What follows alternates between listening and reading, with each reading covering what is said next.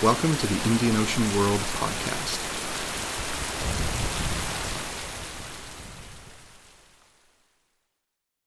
Hello, and welcome to the Indian Ocean World podcast. Thank you for downloading. My name is Renée Manderville, a project manager at the Indian Ocean World Center, or IOWC, at McGill University. I am joined by Dr. Philip Gooding, a postdoctoral fellow at the IOWC and co-editor of the recently published volume, Animal Trade Histories in the Indian Ocean World, Palgrade 2020. Hi, Renée. Thank you again for having me on the podcast. And to our listeners, you'll hear from me again later after our guest has spoken. Our guest today is Akash Ondaatje, a master's candidate for the Queen's University Department of History, who on July 13th successfully defended his master's thesis under the supervision of Drs. Jane Arrington and Andrew Janeshaw. Today, Akash will discuss his thesis, entitled Animal Ascension, Elevation and Debasement Through Human-Animal Associations in English Satire, 1700 to 1820. Throughout his ongoing research, Akash has contributed to the historiographic tradition that has endeavored to illustrate the centrality of animals to the comprehension, critique, and crafting of human societies, with a focus upon the long 18th century. He intends to continue his research by entering a PhD program in 2021 after a year of working with archival sources. So Akash, welcome. We're so happy to have you with us today. Thanks so much for having me. Hi, Renée and Philip, and I'm excited to discuss my topic with you. So as a starting point, could you just elaborate on your thesis? So what were some of the key historical studies that laid a foundation for your research? How does your thesis fit within the tradition of animal history? Further, maybe you could explain to our listeners what constitutes as a long 18th century and why you chose to focus on that period. And lastly, why you chose to ground your thesis in a study of satire and what made satire a successful channel/medium for the distribution of human-animal hierarchies. Yeah, all right. I'll just pull this up. So as far as secondary sources, my research was significantly inspired by the works of Dr. Keith Thomas at Oxford, and especially Man in the Natural World, which he wrote in 1983. The text, I believe, laid a foundation for many ensuing studies of animals in the early modern period and demonstrated the interconnectivity of a vast array of social and political factors in England from roughly 1500 to 1800 that's centered around human-animal relations. In addition to Thomas, Harriet Ritvo's The Animal State, more recently Erica Fudge and Virginia DeJohn Anderson's works have provided studies of the early modern period leading into the Victorian era that expand upon the role of animals in our cultural and intellectual history writing. Especially Anderson has also expanded the geographic scope of that analysis. In Creatures of Empire, she brings these ideas to the North American theater.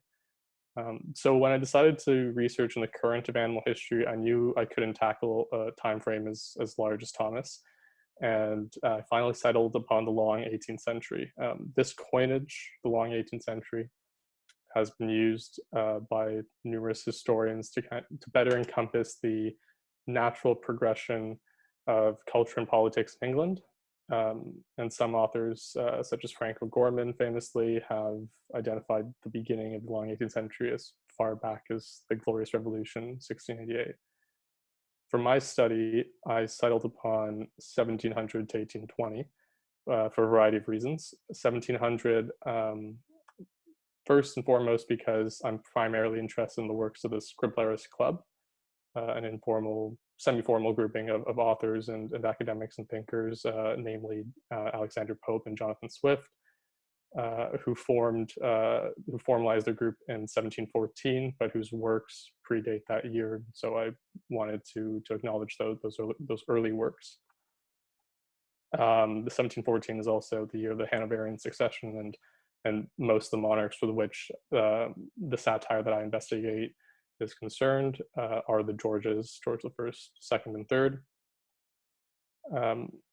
Finally, I decided to culminate my research in 1820, both because many of the authors and artists who I investigated passed away by that date, but also because I wanted to make a concerted effort to differentiate animal ascension from the more established historiography of animal rights, which began notably in the 1820s with Richard Martin and the Cruel Treatment to Cattle Act, and continued through the founding of the SPCA in 1824 and onwards.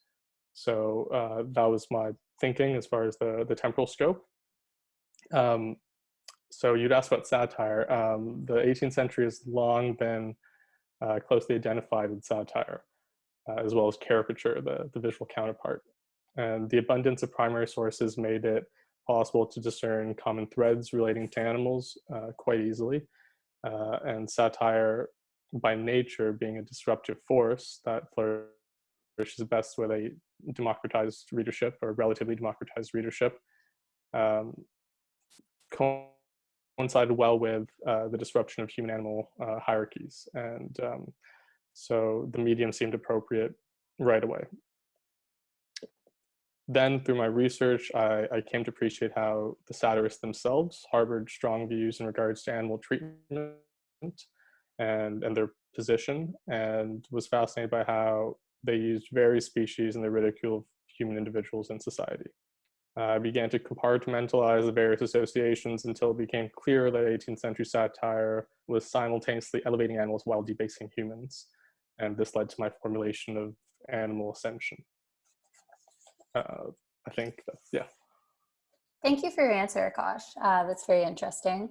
So I suppose moving more into detail, in the second chapter of your thesis, you elaborate on traditions in the animal vocabulary and discuss how these manifested in the long 18th century. While discussing an interculturalist approach to fable creation, you state that lineages of animal fables should be generally understood as a series of revisions within a transcultural labyrinth of exchanges. So do you mind explaining this statement to our listeners and maybe just discussing the relationship between animal ascension, Orientalism, and interculturalism in the long 18th century, as well as in its literature and storytelling in general? Of course. Well, my period of study was the 18th century, but many of the traditions with which the satirists I discuss engaged had lineages that were far older. The animal vocabulary was intended to position some of the key traditions historically, so as to make my subsequent analysis more fluid. And fables are one of these traditions, perhaps the oldest of those considered. The German Orientalist Max Müller, who I reference in my thesis, would elaborate on the intercultural connections in his lecture and article in 1870 titled On the Migration of Fables, where he notes the various incarnations of fables and the collection of colloquial proverbs and popular thinking, and how, working backwards through La Fontaine and Socrates and Aesop, we can notice that there are trends that far extend past the boundaries, the geographical boundaries of England or Europe. And he specifically notes that the prevalence of animal fables in Sanskrit literature, to him, suggests that the former may have had their principal source in India. In my research, I don't go as far as to suggest a date or location of the inception of each fable. However, I felt it was important to stress the transcultural nature of oral traditions and folklore, and not assume a constrained Eurocentric geography. Many of the 18th century authors were themselves interested in Orientalism as it was understood at the time, and some sought to incorporate elements in their works. Byron is well known in this regard, so too are Shelley and Coleridge, while Dryden's fables were noted by Pope himself as for some time inspiring him to write a Persian fable, as he called it. And of course, there was this surge in missionary activity and travel during this time that created new channels for animal fables and animal associations in foreign texts to make their way to Europe. And it's important to value these appropriately because they influence the popular European and English imagination to the point where there's cycles of preconceptions that are ultimately informing the activities and the views of future travelers and future colonists.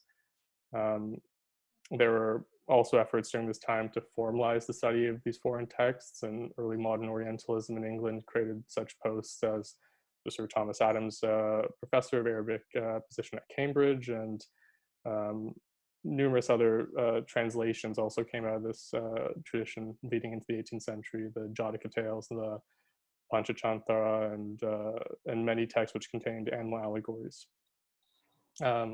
fables aren't the only tradition of the animal vocabulary that inspired styles and subjects of 18th century satire, but they do embody a central pillar of animal ascension in that they are didactic and contain a moral education, which is quite key.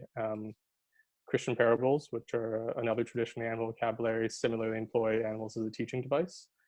Here we can see a slide of Durer's The Prodigal Son, which depicts a well-known Christian parable referencing the debasement that an individual would conceivably relate to in regards to animals, and how this is integral to their ultimate salvation and conversion experience.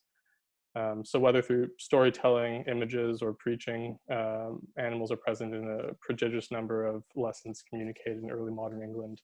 And sorry, this other image here is from Francis Barlow's version of Aesop's Fables in the 17th century. All right, thank you so much for those answers, Akash. So I think that might conclude my questions. Philip, do you have any questions?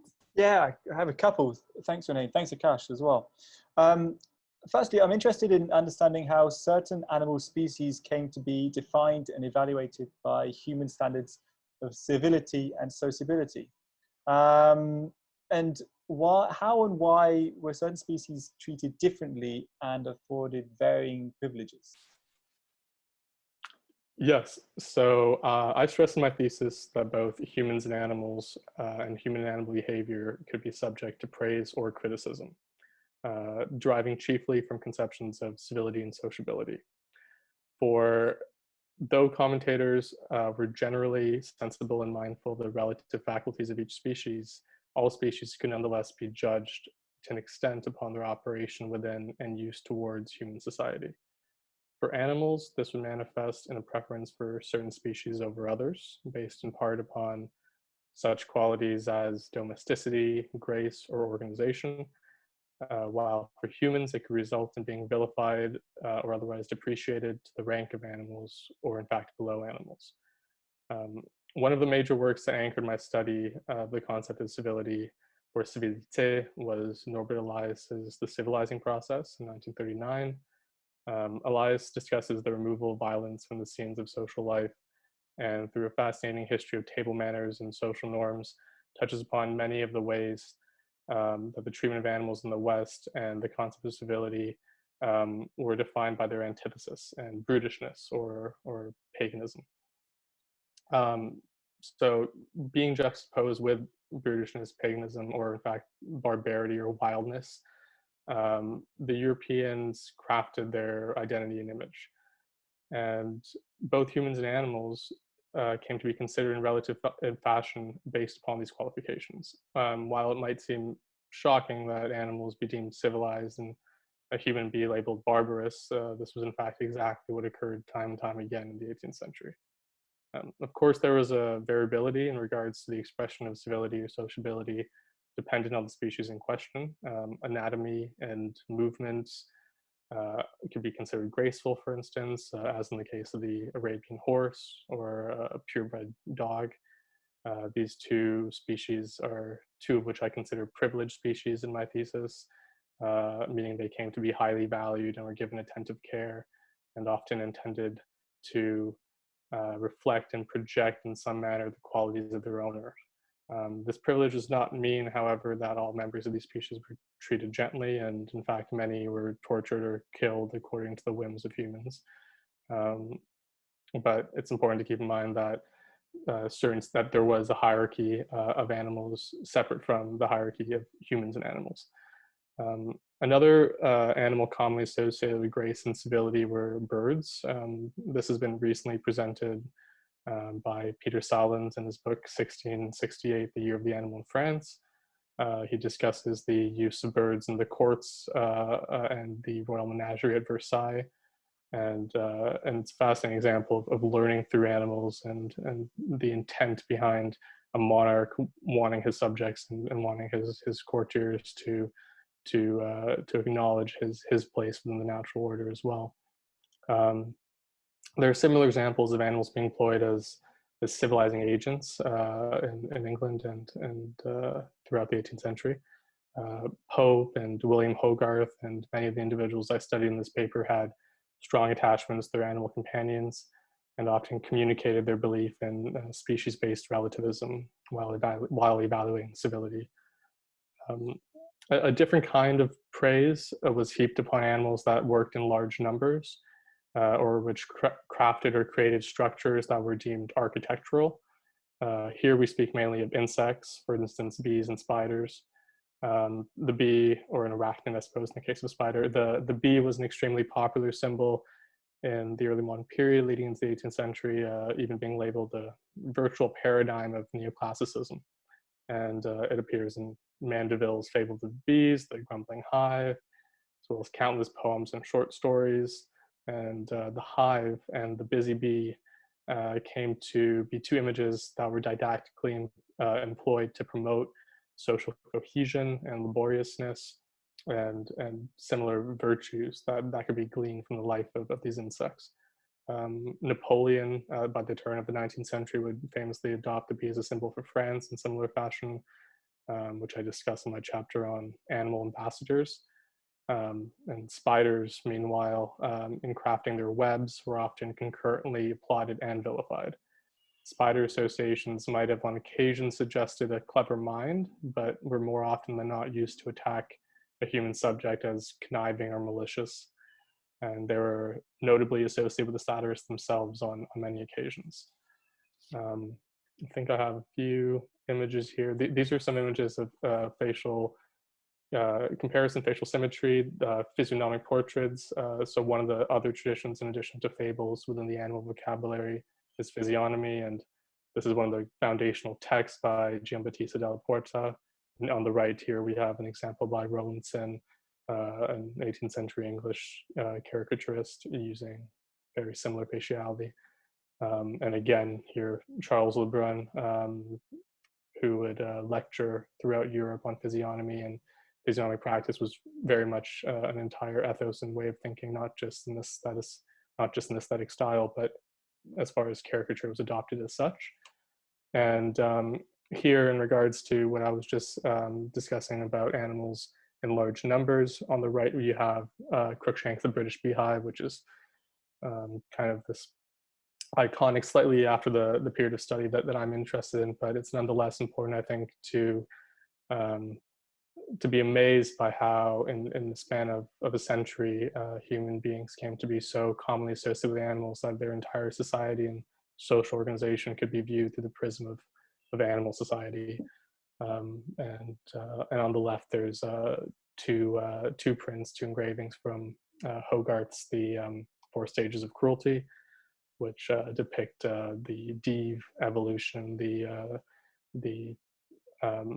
the degeneration of the protagonist Tom Nero, who begins his journey by torturing animals in the streets of London and ends it on the anatomy table with a dog kind of sniffing his intestines to kind of show, you know, the progression of where animal cruelty will ultimately lead to barbarity and to be treated like a savage. Yeah. Thank you so much for that answer.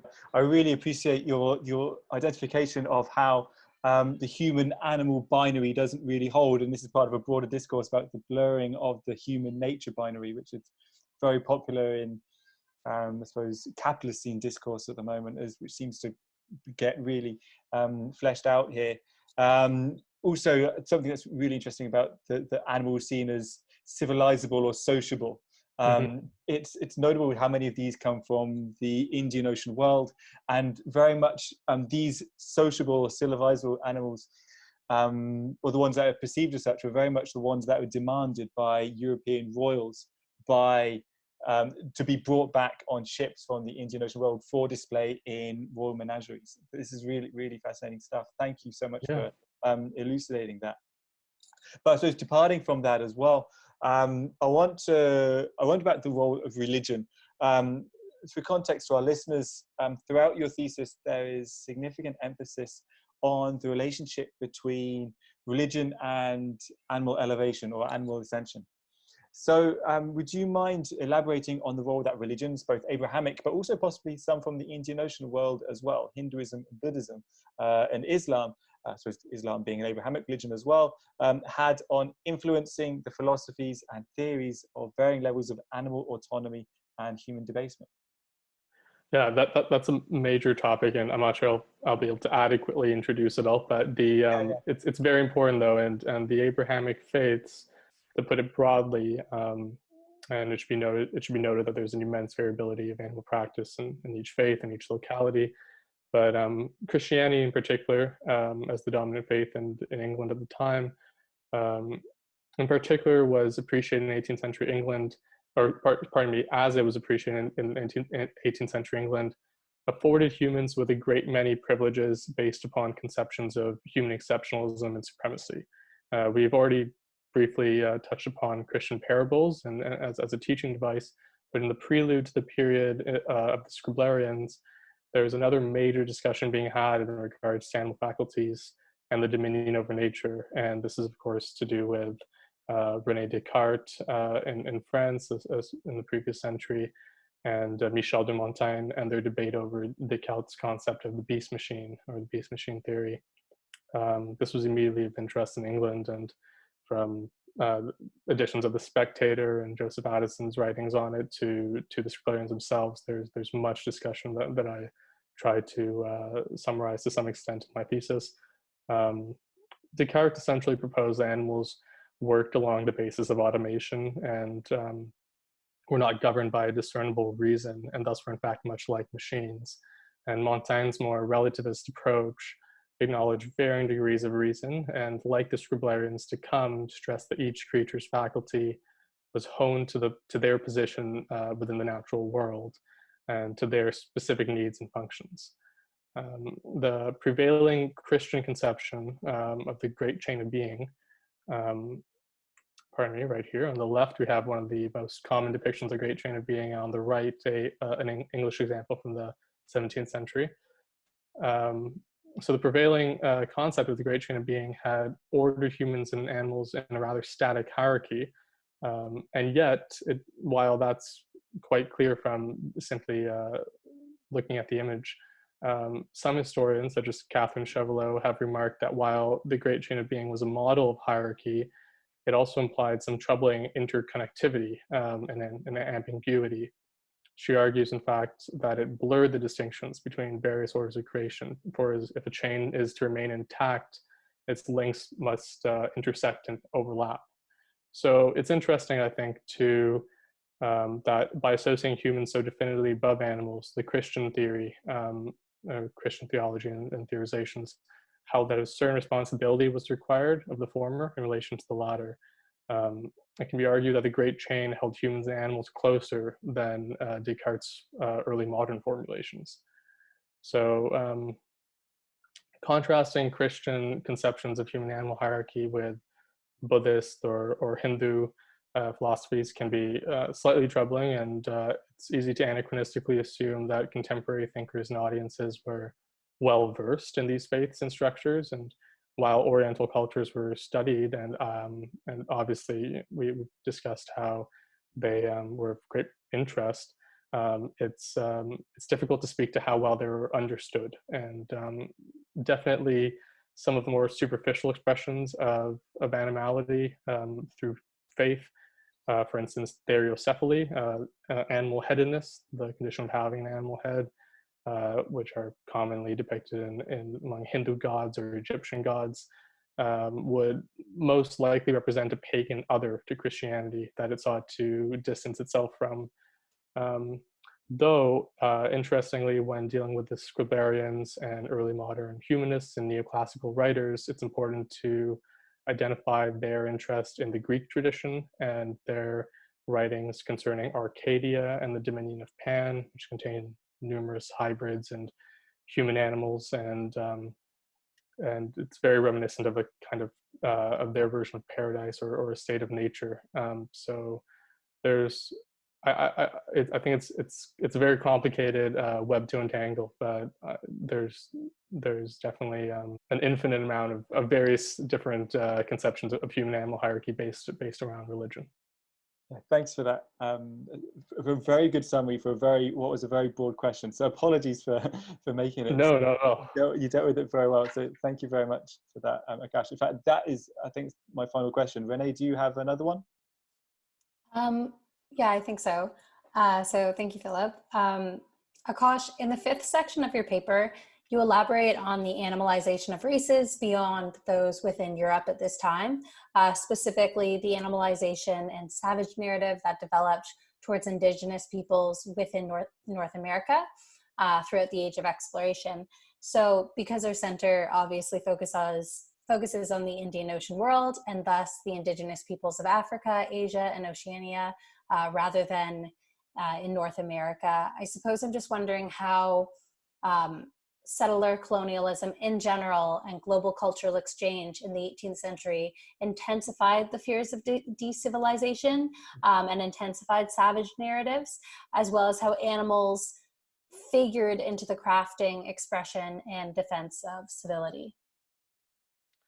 That's a really great question, and it was an important part of my thesis that was actually one of the when I began this paper, I thought to only focus on that angle and on cultural exchange in North America, and then it kind of expanded outwards.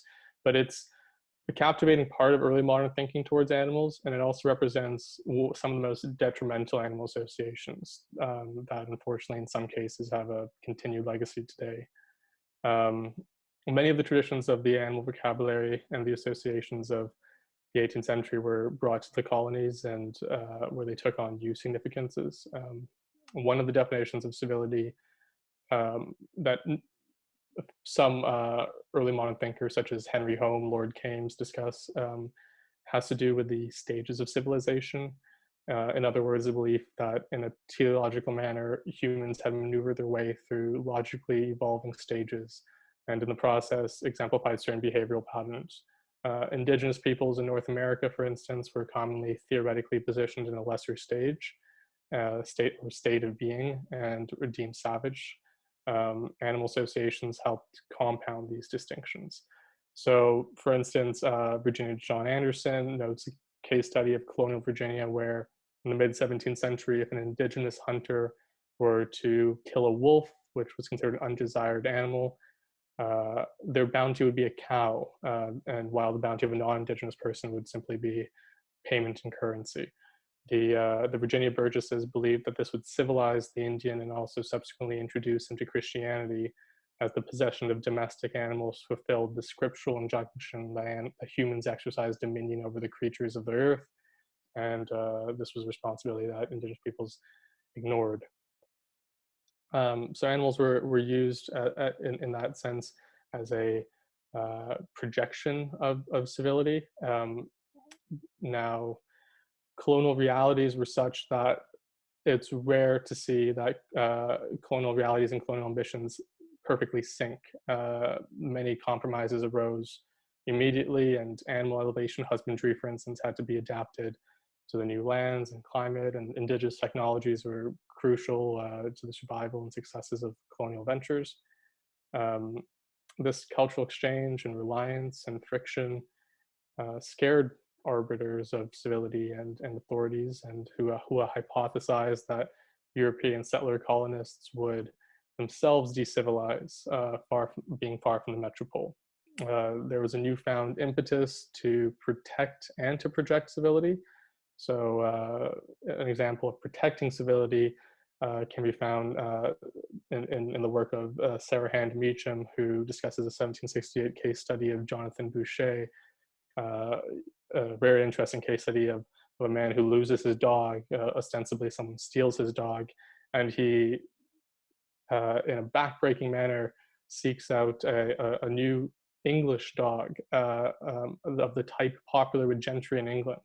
And he hoped that such an animal would announce his hoped for status as an English gentleman, even if he was stuck in provincial Virginia. And he didn't wish to obtain a mongrel type of dog, and as was common in the colony. But instead, this breed that he sought would ostensibly reaffirm both his masculinity and refinement. So both in terms of protection and projection of civility, they take on new meanings in the colonial sphere. One of the primary sources that I worked with in particular was the Abbé Raynal's Philosophical and Political History of the Settlements and Trade of the Europeans in the East and West Indies in 1798. And this presents a troubling case study of animal associations that suggest the consequences of how animal elevation and human debasement were adopted to the case of indigenous peoples. There's a painting on screen here by George Catlin, slightly later into the 19th century, but Raynal would similarly write of the qualities of bears and speak of their hunting by indigenous peoples as the two being appropriate to one another based on their strength and elevation. And then he turns to the case of the beaver, who, like the spiders previously discussed as an architectural animal, he notes that a beaver possesses all the friendly dispositions fit for society without being subject as we are to the vices and misfortunes attendant upon it. And he describes at length their government in terms of a whole body republic comprised of companies and neighborhoods, and their social life, which draws tears of admiration and pity from the humane philosopher. Subsequently, having implied that indigenous peoples were naturally more inclined to certain animal practice, he notes that if we compare the manners, the police, the industry of the beavers with the wandering life of the savages of Canada, we shall be inclined to admit, making allowance for the superiority of man's faculty above those of animals, that the beaver was much further advanced in the arts of social life than his pursuer. So it's a striking example, but it's not too uncommon. And I'm sure there's boundless similar examples to be found in the context of the Indian Ocean world at this time or during the Age of Discovery. And I know that Ruma Chopra in her book Almost Home discusses the case of maroons in Jamaica and how bloodhounds were used to flush them out of difficult terrain, and how the practice of using bloodhounds in that regard was already deemed barbarous and savage in England. But there was this idea that because of the physique and racial status of these maroons, it was somehow more appropriate or even just acceptable. And the ways in which these associations influenced colonial policy is another topic worth investigating, slightly outside the boundaries of my paper. But for instance, Francis Bond Head, the would-be Lieutenant Governor of Upper Canada, in 1847, he writes of the assimilation of indigenous peoples in terms of animals. And he notes that one might as well endeavor to persuade the eagle to descend from the lofty region in which he's existed, to live with the fowls in our courtyards, as to prevail upon the red men in North America to become what we call civilized. In short, it is against their nature and they cannot do it. So, you know, this has lots to say about the historical legacy in regards to race of animal associations, and how we account for certain atrocities and violences committed to different peoples. There's a quote by Daniel Paul that I always keep in mind, where he writes, if they can convince themselves that the people their ancestors brutalized, dispossessed, and in many cases exterminated were little more than savage animals, then they don't have to face up to the horrors committed by these ancestors. After all, when you simply put down pests and varmints, who should complain? So yeah, you know, here on screen, there's an image of a children's book, an ABC for Baby Patriots, and there's earlier 18th century and examples of children's books being used in a similar way, kind of compartmentalizing geography and peoples through animals and being an important colonial tool. Okay, amazing. Well, thank you so much, Akash, for presenting to us today and for answering our questions. Good luck with your ongoing work. We will be very much looking forward to hearing about it in the future. Thank you to Philip Gooding for his questions today. And thank you to you, our listeners, for downloading. Once again, my name is Renée Manderville, and you have been listening to the Indian Ocean World podcast.